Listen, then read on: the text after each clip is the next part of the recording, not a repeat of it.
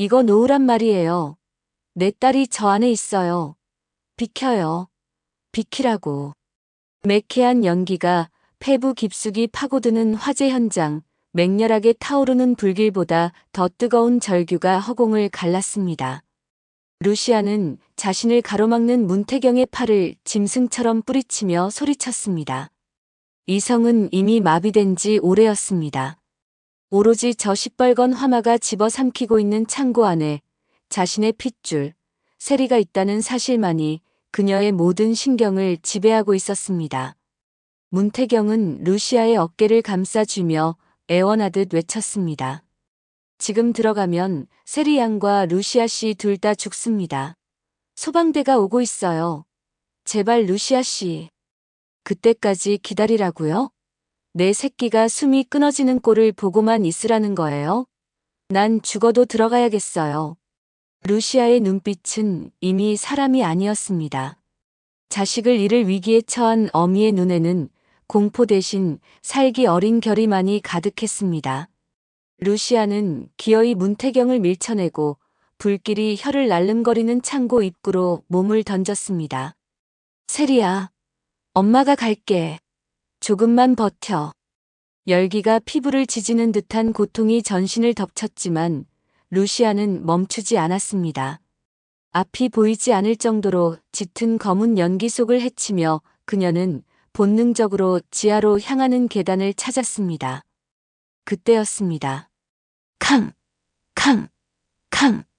지하철문 앞에서 들려오는 쇠가 부서질 듯한 굉음이 루시아의 귀를 때렸습니다. 희뿌연 연기 너머로 누군가가 미친 듯이 소화기를 휘두르고 있었습니다.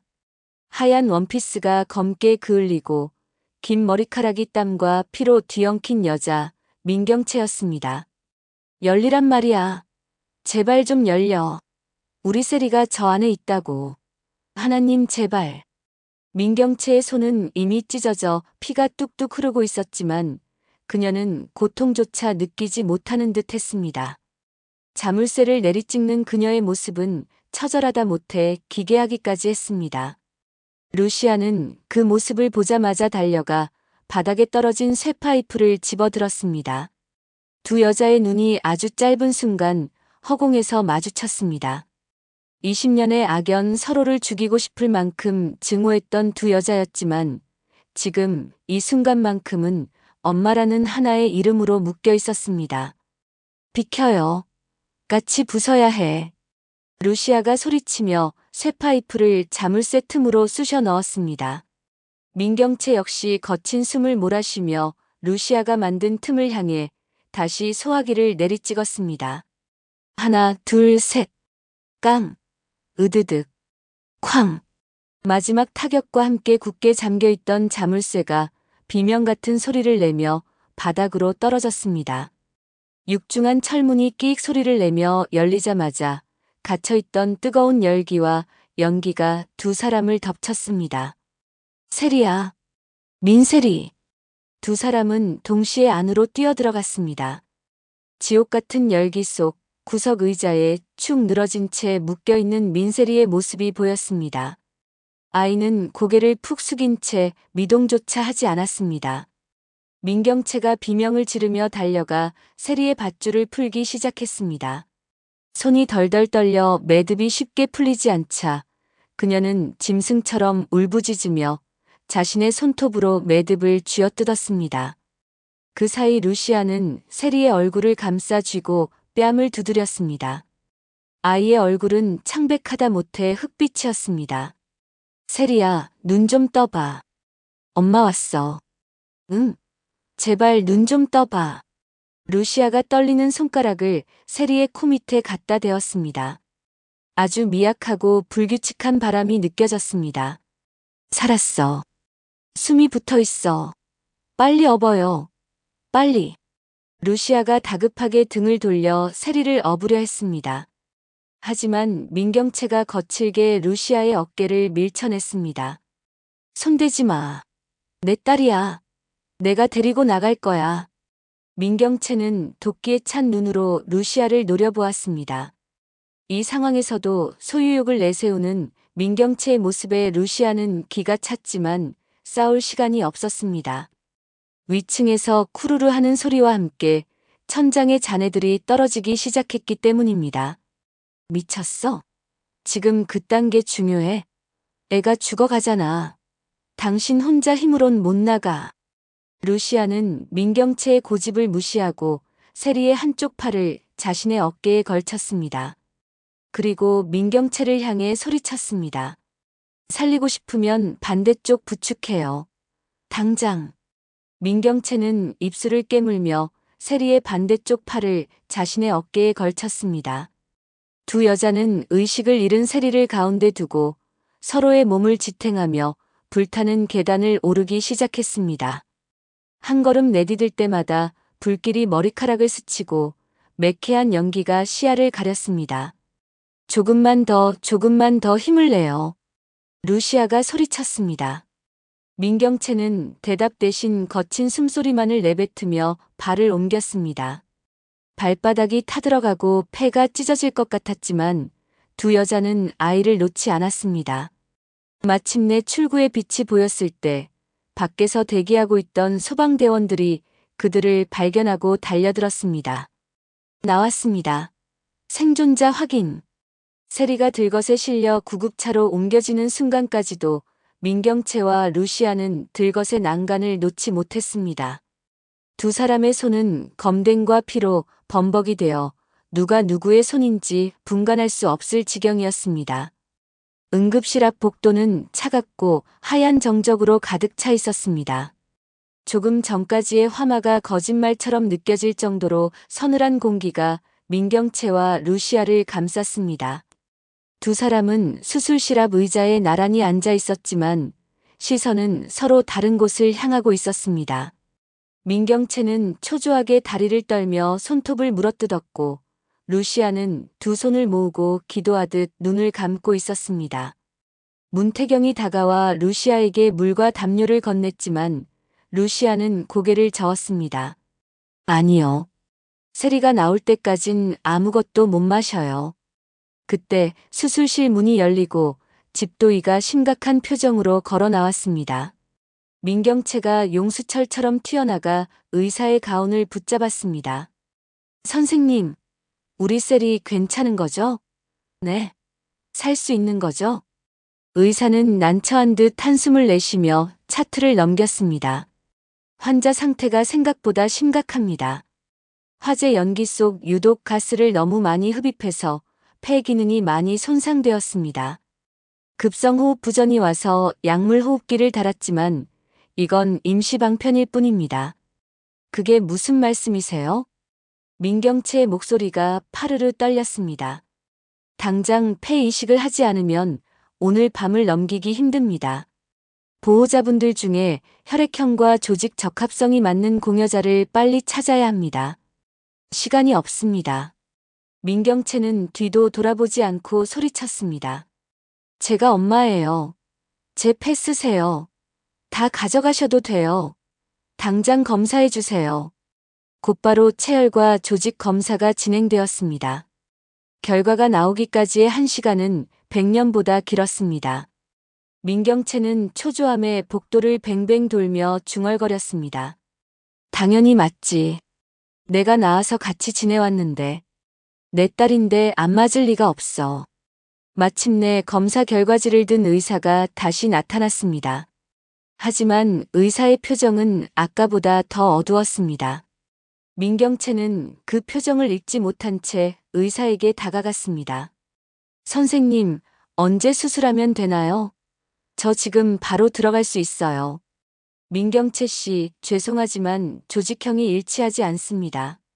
불일치 항목이 너무 많아서 이식을 진행하면 거부 반응으로 환자가 즉사할 수도 있습니다. 어머니의 폐는 세리 양에게 맞지 않습니다. 민경채는 바닥으로 주저앉았습니다. 세상이 무너지는 소리가 들리는 듯 했습니다. 그럴 리가 없어요. 다시 검사해 주세요. 기계가 고장난 거 아니에요? 내가 우리 세리 엄마인데 왜 안 맞아? 왜? 민경채가 바닥을 치며 오열하고 있을 때 옆에서 조용히 검사를 받았던 루시아의 결과지를 보던 의사의 눈이 크게 확장되었습니다. 의사는 믿을 수 없다는 듯 루시아와 결과지를 번갈아 보았습니다. 이건 기적이군요. 의사의 말에 민경채의 울음이 뚝 그쳤습니다. 루시아가 의아한 표정으로 의사를 바라보았습니다. 무슨 말씀이시죠? 루시아 씨의 조직 적합성이 환자와 99.99% 일치합니다. 이건 단순히 타인에게서 나올 수 있는 수치가 아닙니다. 의학적으로 이건 친모녀 관계에서만 가능한 일치율입니다. 의사의 선언은 병원 복도에 떨어진 폭탄과도 같았습니다. 민경채는 멍한 눈으로 루시아를 올려다보았습니다. 그녀의 입술이 파들파들 떨렸습니다. 뭐? 친모녀? 거짓말이야. 이거 다 거짓말이야. 너가 돈 써서 의사 매수한 거지. 그렇지. 어떻게 너가 세리 친엄마야. 세리는 내 딸이야. 내가 배 아파서 낳은 내 딸이라고. 민경채의 절규는 처참했습니다. 루시아는 민경채의 손을 뿌리치지 않았습니다. 대신 연민과 분노가 뒤섞인 눈빛으로 민경채를 똑바로 바라보았습니다. 인정해, 민경채. 당신도 어렴풋이 느끼고 있었잖아. 세리가 당신을 닮지 않았다는 거. 당신이 아무리 명품으로 휘감아도 채워지지 않았던 그 간극. 그게 바로 핏줄이 아니었기 때문이야. 닥쳐. 닥치란 말이야. 공 실장, 그 인간이 내 아이를 훔쳐다가 당신한테 안겨준 거야. 당신 욕심 채우라고. 우린 둘 다 속은 거라고. 그때 간호사가 다급하게 달려와 소리쳤습니다. 수술 준비 끝났습니다. 루시아님, 들어가셔야 합니다. 루시아는 민경채의 손을 천천히 하지만 단호하게 떼어냈습니다. 비켜. 내 딸 살리러 가야 해. 가지 마. 들어가지 마. 너가 들어가면, 너가 세리 살리면, 그럼 난 진짜 가짜가 되는 거잖아. 난 아무것도 아니게 되는 거잖아. 민경채가 아이처럼 매달렸습니다. 루시아는 그런 민경채를 차갑게 내려다보며 말했습니다. 당신은 이미 가짜였어. 20년 전 그 순간부터. 내 딸 세리, 내가 반드시 살려서 데리고 나올 거야. 그리고 나와서 민두식과 공 실장, 그리고 민씨 일가 모두와 당신까지. 내 인생과 내 딸의 인생을 훔쳐간 데가 뼈저리게 치르게 해줄게. 기도의 민경채. 수술이 잘 되길. 그래야 당신이 죗값을 치를 대상이 살아있을 테니까. 루시아는 뒤도 돌아보지 않고 수술실로 걸어 들어갔습니다. 닫히는 문을 보며 민경채는 복도 바닥에 엎드려 짐승 같은 울음을 토해냈습니다. 자신의 20년이, 자신의 모성이, 자신의 세상이 송두리째 부정당하는 순간이었습니다. 민경채는 도망치듯 병원 밖으로 뛰쳐나왔습니다. 숨이 턱끝까지 차올랐습니다. 이 끔찍한 진실을 감당할 수가 없었습니다. 누군가를 탓하지 않으면 당장이라도 미쳐버릴 것 같았습니다. 머릿속에 떠오르는 사람은 단 한 명, 김선재였습니다. 민두식에게 모든 더러운 뒤처리를 담당했던 그 남자라면 모든 것을 알고 있었을 것입니다. 민경채는 떨리는 손으로 김선재에게 전화를 걸어 위치를 알아냈습니다. 그는 병원 근처 카페 테라스에 앉아 여유롭게 에스프레소를 마시고 있었습니다. 마치 남의 집 불구경을 하듯 태연자약한 그의 모습에 민경채의 이성이 끊어졌습니다. 김선재. 민경채가 달려들어 김선재가 들고 있던 커피잔을 쳐냈습니다. 뜨거운 커피가 김선재의 하얀 셔츠를 적셨지만 그는 눈 하나 깜짝하지 않았습니다. 오히려 흥미롭다는 듯 입꼬리를 비릿하게 올렸습니다. 어이쿠 사장님. 옷이 다 버렸네요. 성격이 여전하십니다. 너 알고 있었지? 너는 다 알고 있었지. 루시아가 세리 친엄마라는 거. 왜 말 안 했어? 왜 나를 바보로 만들었어? 너가 사람이냐? 김선재는 냅킨으로 셔츠를 툭툭 털며 민경채를 올려다보았습니다. 그의 눈빛에는 경멸이 가득했습니다. 이제야 아셨습니까? 사장님 눈치가 너무 없으셔서 제가 얼마나 답답했는지 아세요? 진작 알려드리고 싶었지만 사장님이 진실을 감당하실 수나 있을까 싶어서 배려해 드린 겁니다. 이게 배려야? 감히 너가 나를 기만해? 내가 널 얼마나 믿었는데. 기만은 사장님이 하셨죠.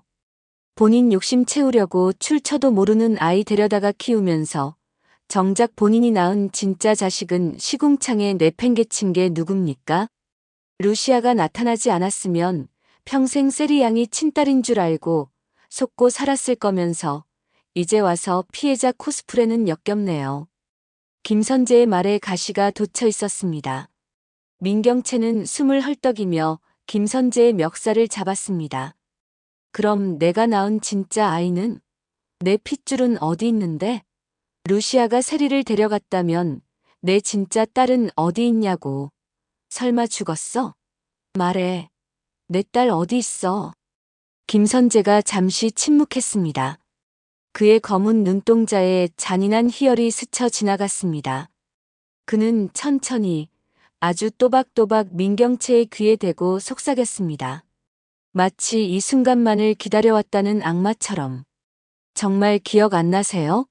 사장님이 죽인 거나 다름없는데? 뭐? 민경채의 눈동자가 흔들렸습니다. 김선재는 잔인한 미소를 지으며 말을 이었습니다.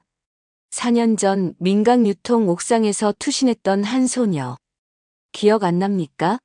사장님이 신사업 출범을 앞두고 이게 무슨 일이냐며 짜증을 냈던 그때.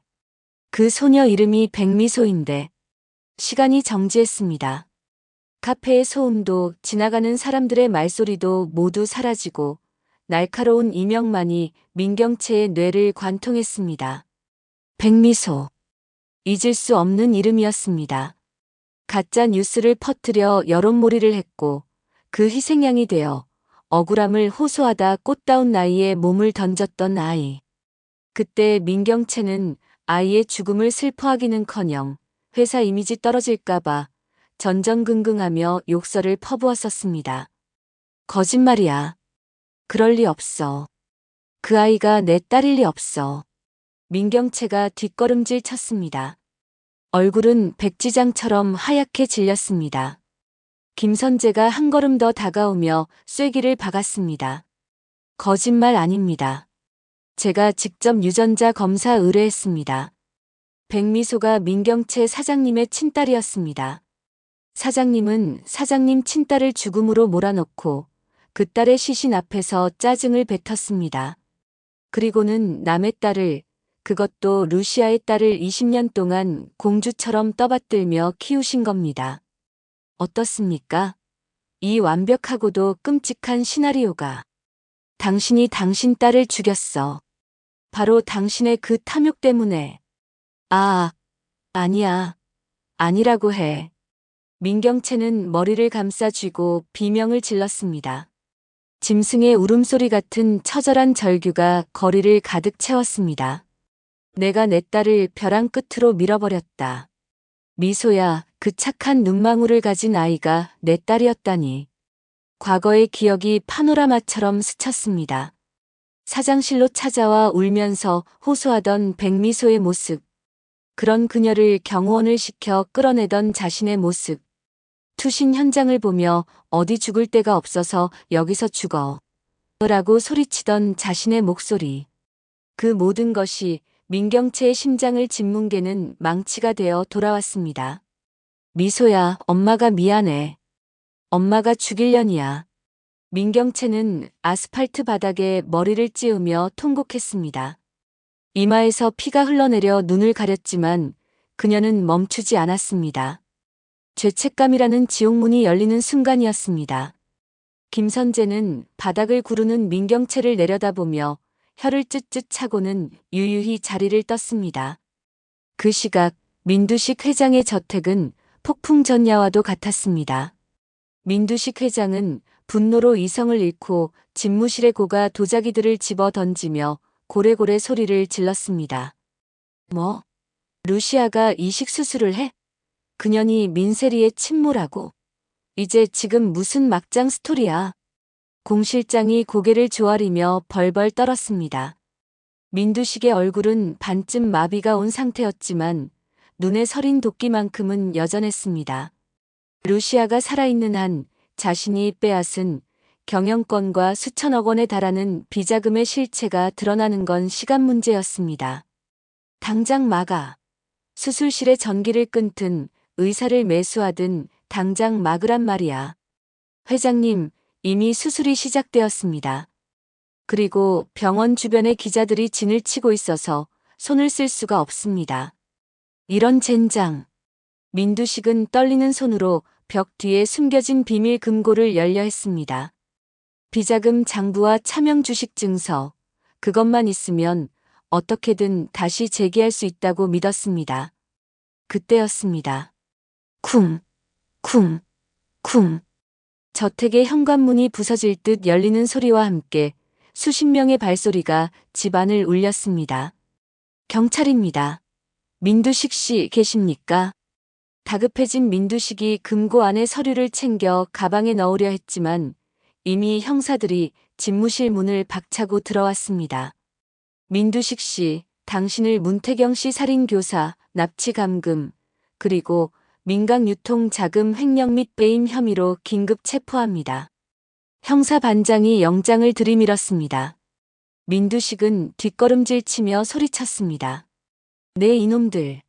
내가 누군지 알고 감히 여기가 어디라고 신발을 신고 들어와. 당장 나가지 못해? 내가 전화 한 통이면 너희들 서장 모가지 날리는 건 일도 아니야. 그 전화 감옥 가서 원 없이 하십시오. 당신의 모든 범죄 증거가 확보되었습니다. 금고에 손대지 마. 형사들이 달려들어 민두식의 팔을 꺾었습니다. 아, 이거나. 이거 놓으란 말이야. 변호사 불러. 변호사 어디 있어? 민두식은 발악하며 난동을 부렸지만만 젊은 형사들에게 순식간에 제압당해 바닥에 짓눌렸습니다. 화려한 잠옷 차림으로 바닥에 깔린 민두식의 꼴은 비참하기 짝이 없었습니다. 아참, 그리고 김선재는 이미 도망쳤습니다. 회장님. 당신 혼자 독박 쓰게 생겼군요. 형사의 비웃음에 민두식의 눈이 뒤집혔습니다. 뭐? 선재 그놈이 감히 내 뒤통수를 쳐. 민두식은 양팔이 결박된 채 질질 끌려나갔습니다. 평생을 왕처럼 군림하며 사람들을 벌레 취급했던 민간유통회장의 최후였습니다. 저택 밖에는 이미 수십 명의 기자들이 카메라 플래시를 터뜨리고 있었습니다. 민두식의 일그러진 얼굴과 침 흘리는 모습이 전국에 생중계되었습니다. 한편 인천공항 출국장. 김선재는 선글라스를 끼고 여유롭게 걸어가고 있었습니다. 그의 가방에는 민두식의 비자금을 세탁한 무기명 채권과 위조 여권이 들어 있었습니다. 멍청한 늙은이. 내가 평생 당신께 노릇이나 할 줄 알았어? 이 돈이면 스위스에서 평생 떵떵거리며 살 수 있어. 김선재는 회심의 미소를 지으며 출국 심사대로 향했습니다. 민두식은 잡혀갔고 민경채는 폐인이 되었습니다. 자신만이 이 진흙탕 싸움의 유일한 승리자라고 확신했습니다. 이제 저 게이트만 통과하면 완벽한 자유였습니다.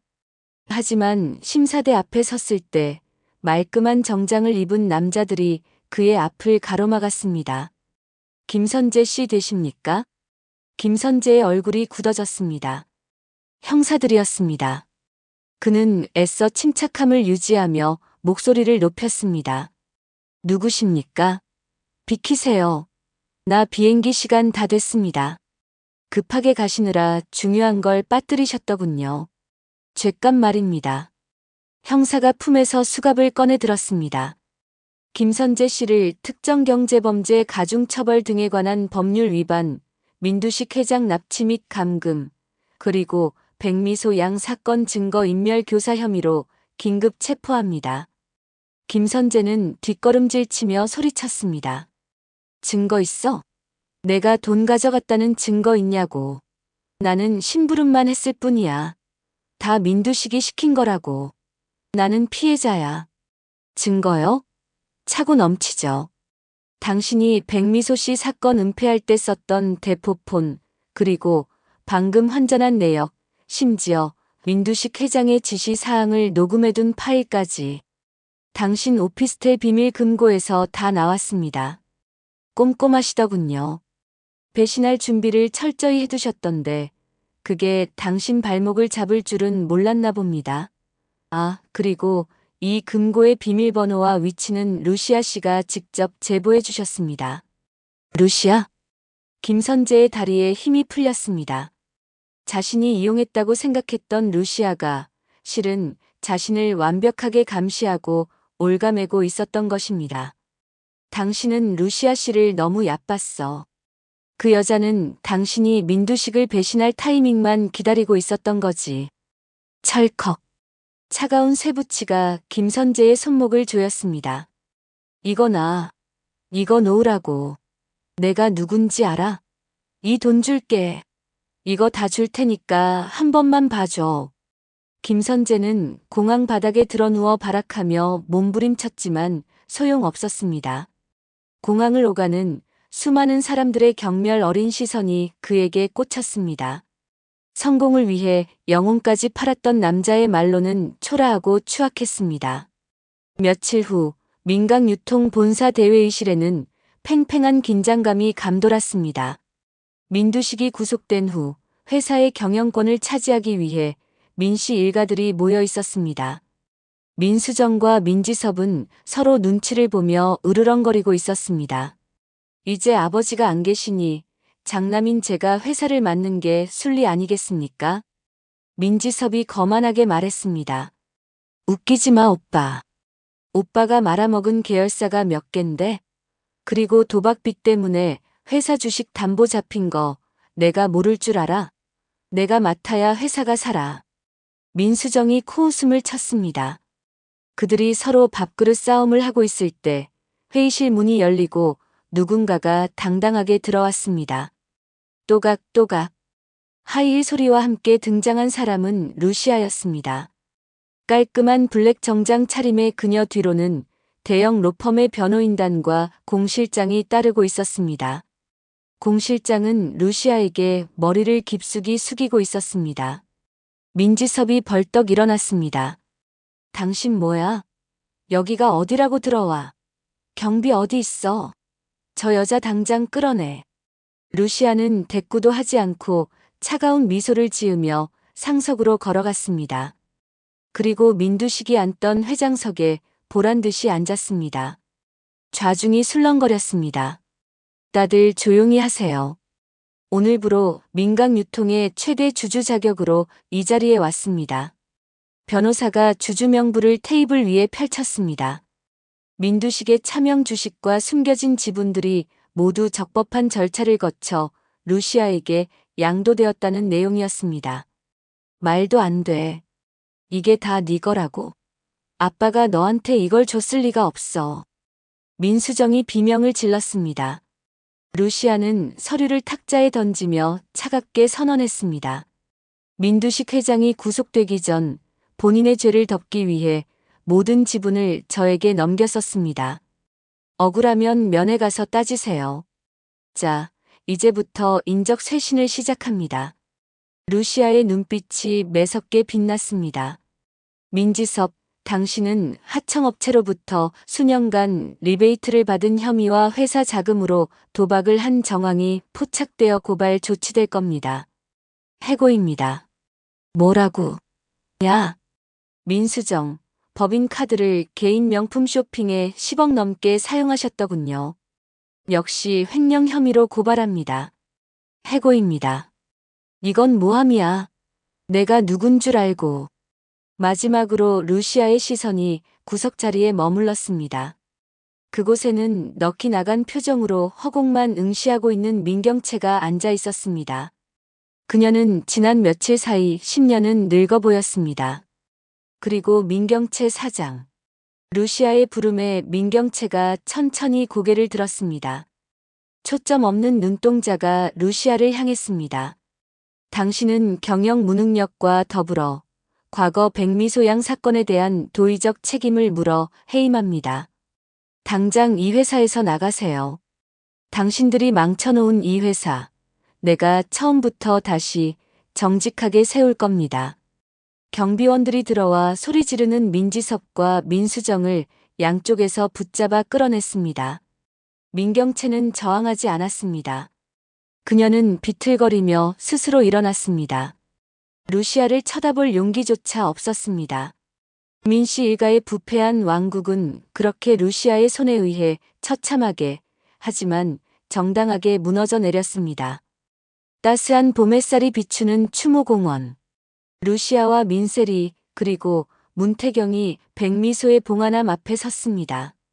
폐 이식 수술을 성공적으로 마치고 건강을 회복한 세리의 얼굴에는 화색이 돌았습니다.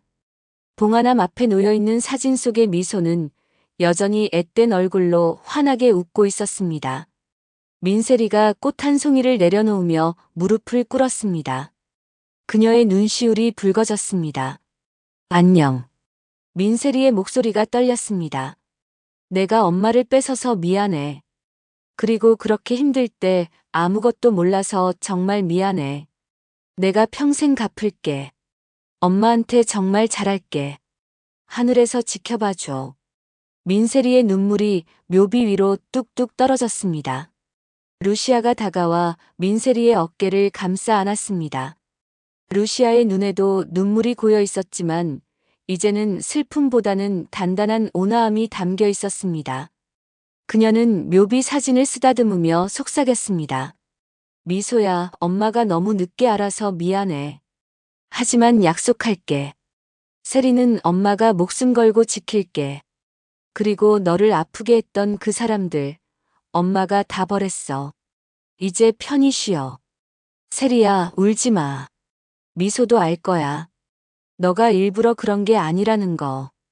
그리고 이제는 너가 행복해지는 게 미소가 바라는 걸 거야. 너는 내 딸이야. 미소가 보내준 또 다른 내 딸. 우리 이제 아프지 말고 행복하게 살자. 엄마. 루시아와 민세리가 서로를 부둥켜 안고 울었습니다. 그 뒤에서 문태경이 두 사람을 지켜보며 따뜻한 미소를 지었습니다. 그는 묵묵히 그들의 곁을 지키는 든든한 나무가 되어줄 것입니다. 잃어버린 20년의 세월은 되돌릴 수 없지만 남은 시간들은 서로의 상처를 보듬으며 사랑으로 채워나갈 수 있을 것입니다. 바람이 불어와 묘비 앞에 꽃잎을 살랑였습니다. 마치 미소가 대답하는 듯 했습니다. 이 모든 비극과 복수의 끝에서 진정한 태양을 삼킨 여자는 어둠을 걷어내고 스스로 빛이 된 루시아였습니다. 그녀의 태양은 이제 더 이상 누군가를 태우는 불길이 아니라 사랑하는 딸 세리와 세상을 따뜻하게 비추는 빛이 될 것입니다. 이야기의 여운이 깊으셨다면 구독과 좋아요는 사랑입니다. 영상 제작에 큰 힘이 됩니다. 감사합니다.